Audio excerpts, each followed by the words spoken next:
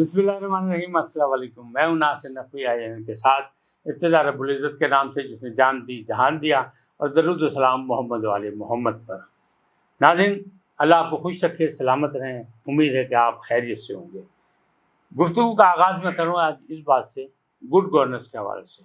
Good governance तो सबके सामने आ गई। देखिए, हुकूमत जो है बड़ी मजबूत है। उसने मुश्तरका इजलास में भी अपनी मतलब की चीज़ें पास करा ली। अब मैं आपको एक और बात दे दूँ कि हालात अभी बदले नहीं हैं। अपोजिशन जो है उसने अपनी संबंधी की हुई है, और एक नई वीडियो सामने आने वाली है जो फिर तहलका मचा देगी। इसकी तफसीलात मैं आपको आगाह करता हूँ, लेकिन इससे पहले आपसे गुजारिश है कि INN को सब्सक्राइब करें, लाइक करें, अपना राय का भी इजहार करें, और घंटी का बटन भी दबा दें, ताकि आपका और हमारा ये राब्ता जो है मुस्तकिल बुनियादों पर कायम हो जाए। नाज़रीन, एक नई वीडियो आने वाली है। ये वीडियो किसकी होगी, कौन होगा, कैसे होगा, और इस वीडियो से क्या तहलका होगा, क्यों शोर मचेगा? सियासी हालात ऐसे जा रहे हैं। मैंने हफ्ता भर से ये कह रहा हूँ कि ये जो 2 माह हैं, 3 माह हैं, ये हुकूमत के लिए बड़े मुश्किलात का शिकार होगी। हुकूमत और मामला जो हैं वो गड़बड़ होंगे। एक मामला जो मुश्तरका इजलास का था, जो 11 को मुलतवी कर दिया गया था, वो आज बुध कमसुद हो गया। लेकिन उससे आगे की बात है, अब ये किसकी आएगी? मैंने कल जो विला किया था उसमें मैंने बताया था कि राना शमीम साहब के साहबजादे जब पेश हुए थे अतर मिनल्लाह के अदालत में, चीफ जस्टिस की अदालत में, इज़्ज़तमाब अतर मिनल्लाह की अदालत में, तो उन्होंने यही कहा था कि हमें किसी से सरोकार नहीं है, चाहे मीर शकील आए या ना आए, इनको बुलाया जाना ज़रूरी था नहीं था, आमिर गौरी आए ना आए, या अब्बासी साहब जो हैं वो आए या ना आए। हमारा मकसद सिर्फ ये है कि जो बातें अदालत के बारे में कही जा रही हैं, चाहे वो अदालत आलिया हो या अदालत उज़्मा हो, उसमें एतमाद ख़राब होता है। तो एतमाद नहीं ख़राब होना चाहिए, हम उसका हल निकालना चाहते हैं। अब मामला ये है कि हर शख्स जाता है फिर अदालत के पास इंसाफ देने, इसीलिए दरवाज़ा खटखटाने। तो वहाँ राना शमीम साहब कल नहीं आए थे, कि उन्हें कहा जी कि उनकी तबीयत नासाज है, और उनके साहबजादे अहमद हसन आए थे और उन्होंने अदालत से इजाज़त मांगी। जिस तरह वासी साहब कहते हैं, वासी साहब कह रहे थे कि मुझे बोलने दिए जाए, मुझे तो तरमिल्ला ने कहा आप सब्र करें, हौसला रखें, आप जिम्मेदार नहीं हैं कि आप एडिटोरियल में हो, कि आप एडिटोरियल के ज़िम्मेदार हों, आप जिम्मेदार नहीं। पहले मैं शकील रहमान साहब से बात कर लूँ, आमिर गौरी से, फिर आपसे बात करूँगा।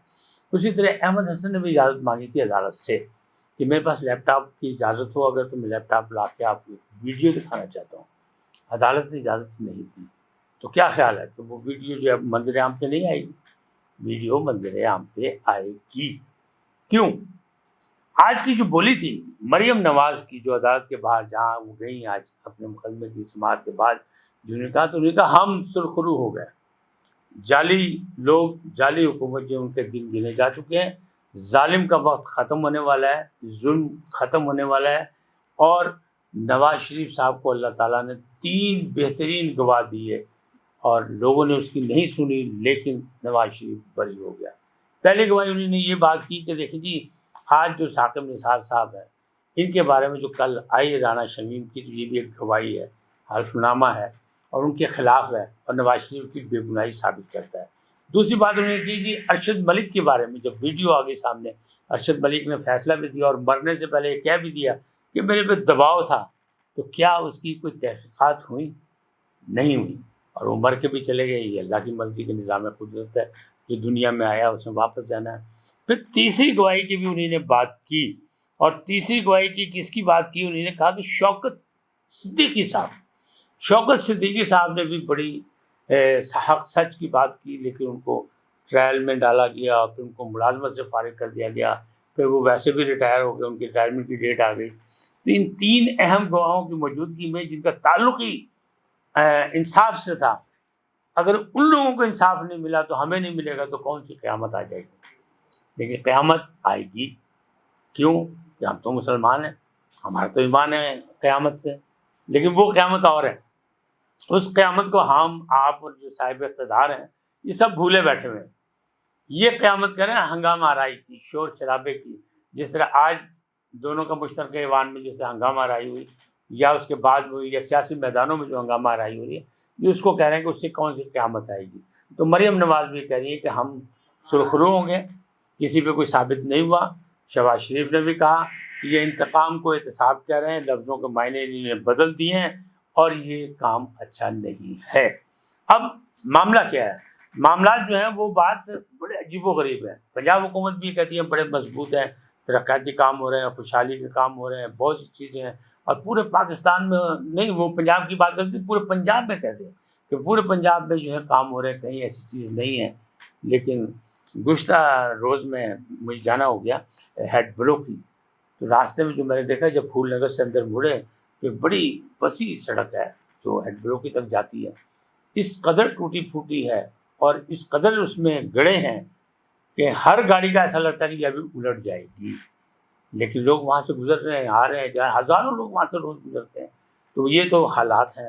دوسری طرف اور غور کریں کہ وہ کہتے ہیں، وزیر اعلیٰ کہتے ہیں جی میں کسی کو کوتاہی نہیں کرنے دوں گا اور کوالٹی پہ میں بالکل نہیں کروں گا۔ تو ہمارے دوست بابر ڈوگر نے یہ انکشاف کیا ایک پروگرام میں کہ وزیر اعلیٰ بہت سخت ہو گئے، ان کے ہاتھ میں ایک ڈنڈا ہے اور انہوں نے 2 بندے اپنے دفتر کے اس لیے معطل کر دیے کہ وہ جو انہوں نے چائے کا سپ لیا تو انہیں احساس ہوا کہ جو الائچی اس میں ڈالی گئی ہے وہ اصلی نہیں ہے، وہ نقلی ہے۔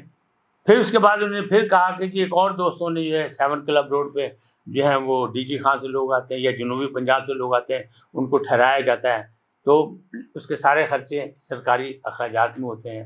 تو ان لوگوں نے کہیں شکایت کر دی کہ جناب ہمیں جو چائے پیش کی گئی ہے، جس طرح ہماری خاطر تواضع ہوئی ہے وہ اپنی جگہ، لیکن کپوں کے رنگ مختلف تھے، پیالی کا رنگ اور تھا، پلس کا رنگ اور تھا، لہٰذا وزیر اعلیٰ تو سختی میں ہے اس وقت اور بالکل جاگ چکے ہیں۔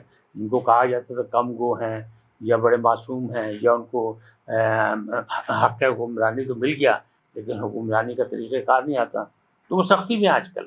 تو انہوں نے 6 لوگوں کو معطل کر دیا صرف اس بات پہ کہ کپ فریج کے رنگ الگ الگ کیوں تھے۔ لہٰذا آپ مطمئن رہیں کہ پنجاب میں بھی بڑی سختی ہو رہی ہے، چاہے وہ ڈینگی کا معاملہ ہو، چاہے کرونا کا معاملہ ہو، چاہے موسمی اسموک کا معاملہ ہو، سارے معاملات جو ہیں وہ ٹھیک ہو جائیں گے انشاءاللہ۔ اب معاملہ جو ہے آگے یہ جو مقدمات جو ہیں جس سے چل رہے ہیں، تو میں نے بات کی ایک ویڈیو آنے والی ہے، وہ ویڈیو کس کی ہوگی یہ تو وقت بتائے گا آپ کو، لیکن یہ بات تو پورے پاکستان میں پھیلی ہوئی ہے کہ ویڈیوز جو ہیں مریم نواز صاحبہ کے پاس موجود ہیں۔ ارشد ملک کی ویڈیو بھی وہیں سے آئی تھی، اور یہ ویڈیوز جو ہیں پاکستان مسلم لیگ نون کا ایک خاص ہتھیار ہیں جو کسی بھی مشکل میں کام آتا ہے۔ لہٰذا اب جو کچھ صورتحال سیاسی ہے اس میں پھر ایک ہتھیار یوز ہوگا۔ اب ویڈیو ایک آتی ہے یا ایک سے زیادہ آتی ہیں، ویڈیو آنے والی ہیں، آپ بھی انتظار کریں، مجھے بھی انتظار ہے، اور یہ سارا معاملہ پھر ادھر ہی جائے گا کہ آخر رانا شمیم صاحب جو ہیں انہیں یہ انکشاف کیوں کیا، انہیں الفیہ بیان ان کو دینے کی کیا ضرورت پڑ گئی، اور یہ کیا معاملات تھے کیا نہیں تھے، یہ ساری چیزیں جائیں گی ایک ہی طرف، اور اس کی ریلیف جو ہے نا اس میں کس کو ملے گا؟ وہ لگتا یہی ہے کہ پاکستان مسلم لیگ نون جو ہے وہ ریلیف لینا چاہتی ہے کہ آپ کا سسٹم ہی ٹھیک نہیں ہے، آپ اپنے سسٹم کو ٹھیک کریں۔